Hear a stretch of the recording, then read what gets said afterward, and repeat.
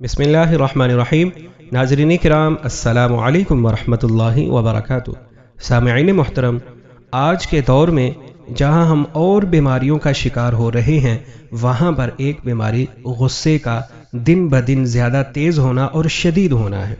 उसके लिए हम आपको एक ऐसा वजीफ़ा बताएंगे जिससे ना सिर्फ आपका गुस्सा ठीक होगा, बल्कि आप मिजाज के एतबार से भी दिन ब दिन अच्छा होना शुरू हो जाएंगे।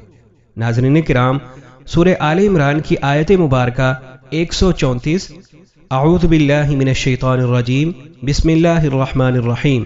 अल्लज़ीन युनफ़िक़ून फ़िस्सर्राइ वज़्ज़र्राइ वल्काज़िमीनल ग़ैज़ वल्आफ़ीना अनिन नास वल्लाहु युहिब्बुल मुहसिनीन।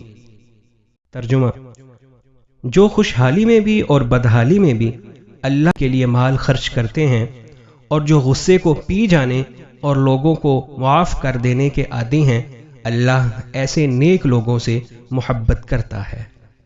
अगर आपका गुस्सा शदीद है और आप आपे से बाहर हो जाते हैं तो 101 दफ़ा रोज़ाना ये आयत 21 दिन तक चीनी या शक्कर पर पढ़ें और फिर उसको चाय या पानी में डालकर पी जाएं। इंशाअल्लाह ताला आपकी गुस्से की कैफियत बिल्कुल ठीक हो जाएगी।